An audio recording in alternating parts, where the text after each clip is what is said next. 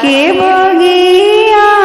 में कोयल बोले राम कोयल बोलिया सोहावन लागे राम कोयल बोलिया सोहावन लागे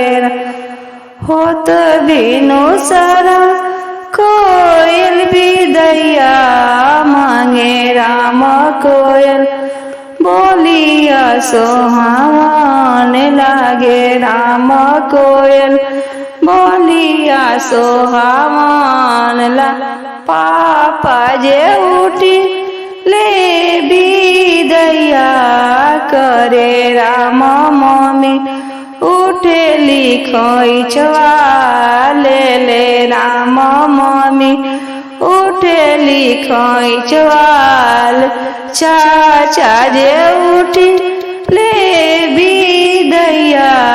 करे राम चाची उठे लिखोइछवा ले राम चाची उठे लिखोइछवा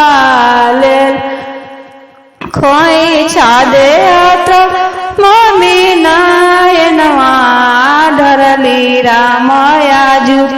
बेटी सपनवा भैली राम आजू दियवा सपनवा भैल 20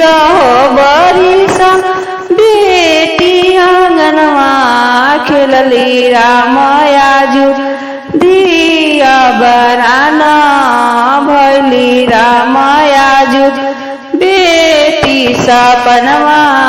भैली पापा की बही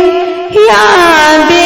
कोयल बोले राम कोयल बोलिया सोहावन लागे राम कोयल